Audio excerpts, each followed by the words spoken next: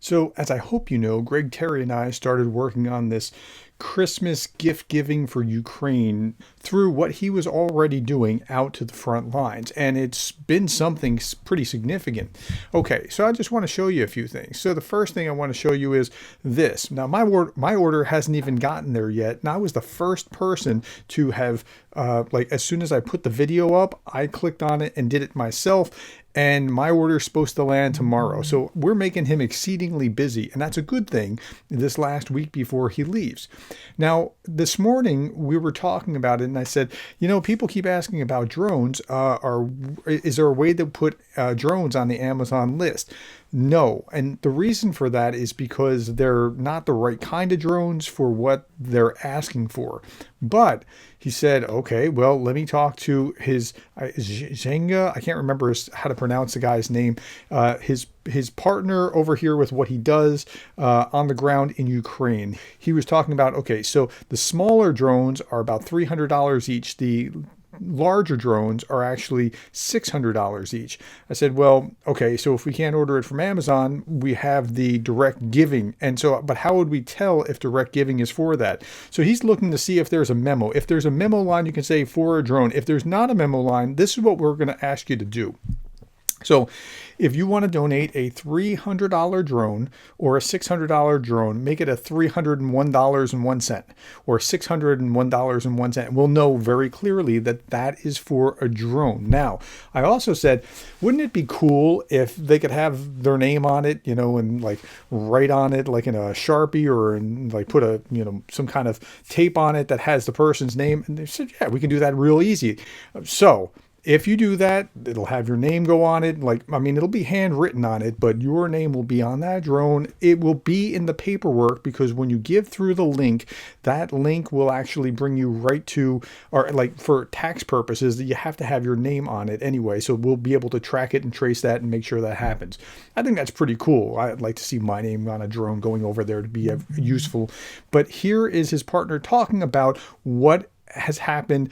It was delayed by a number of hours because of air raid sirens. So here we go. Let's listen to him. First of all, I want to say thank you very much for being so active in helping Ukrainian army these days, and so many things you bought, guys, and the friends from all the parts of the world. You bought tourniquets, like technical medicine items, chest seals, bandages, and helping guys to keep warm, like winter gloves and balaclavas and other stuff. Thank you very much. Thank you very much. And one more special thanks to Dr. Gerdes for taking back on the top topic, the subject of FPV drones. Shortly, Ukraine needs some tools and a weapon to fight for our own land, on our own land, against of Russian aggression. They're terrorists, they're crazy that way. They want to have the power and bring their ideology and their values to all the Europe. They want to build back USSR and blah blah blah. Ukraine will do everything to stop it, not just because of our own future, but because of the future of Europe currently as well.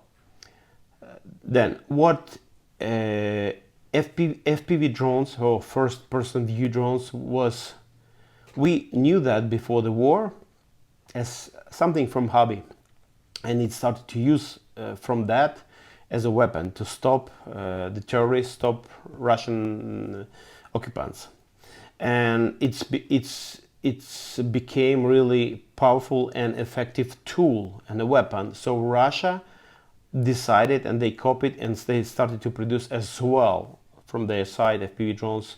So it's a war of drones these days. Ukraine needs that, and why?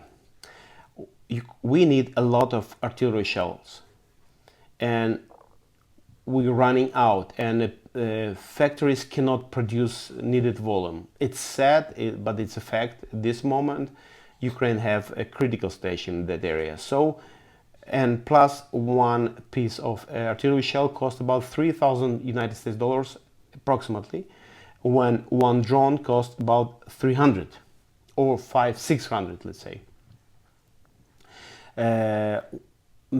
And it's effective unit weapon because our pilots, the drone pilots, can fly. I mean, and let's say piloting it the proper way, plus using it sometimes the throwing systems, or it has some different kinds of weapon in it.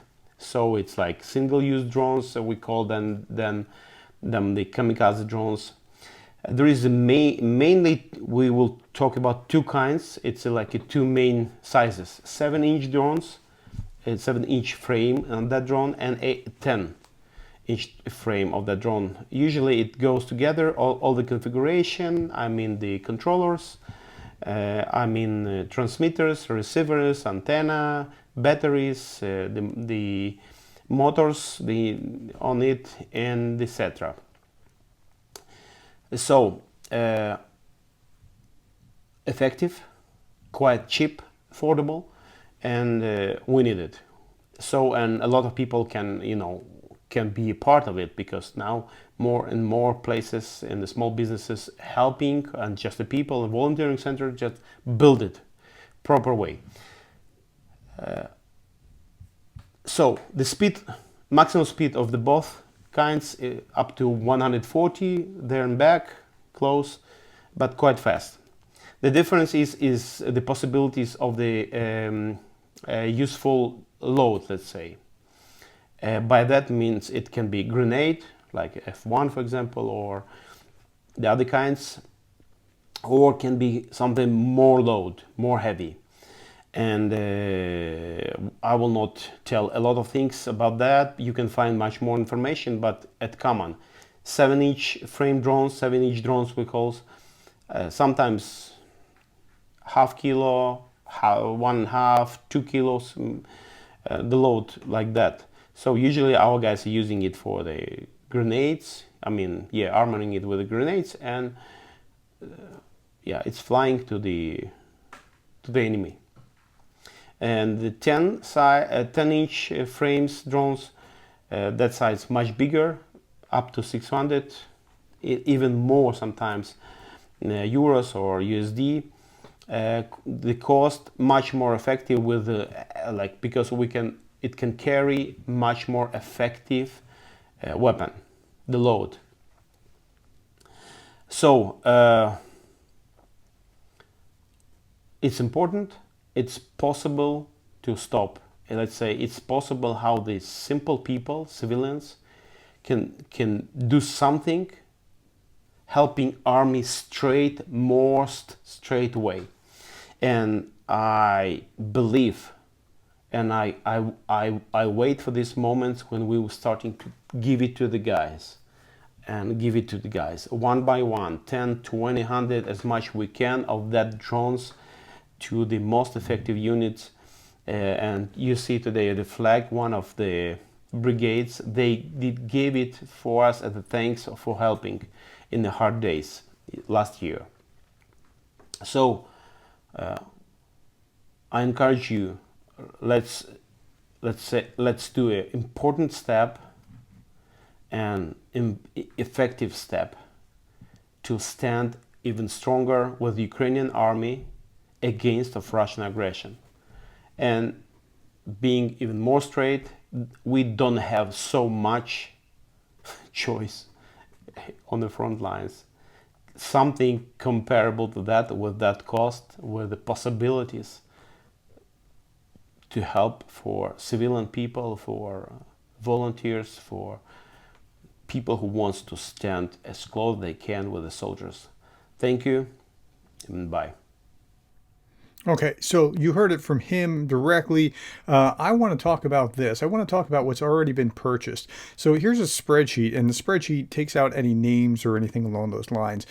So the items that have been purchased the most are things like there's $5,000 worth of of thermal underwear, or $2,000 worth of safe emergency blankets, another 2,000 of rescue seals. Tourniquets are going pretty quickly as well. But you know that as of this morning, what you have raised is absolutely amazing. On Amazon links, it's $37,000, another $5,000 in cash donations for $43,210, and that was as of this morning.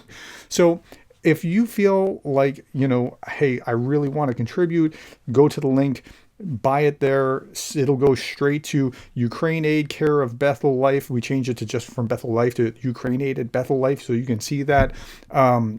So again, it's a nonprofit 501c3. So if you are giving on the link here in the cash donations line, they have to print off that receipt for you, and they will send that for you. If you put 301 or 601 in the cash donations online, it'll be earmarked for a drone, and we'll see what we can do with that as well. Okay, so that's the update for today. I'm sorry to be so late with today's update. We'll hopefully get something quicker tomorrow, but we were waiting for that video to actually come, and again, it was delayed because of air raid sirens going off and having to work around that. All right, thank you for your time, and thank you for being the kind of person that cares about Ukraine.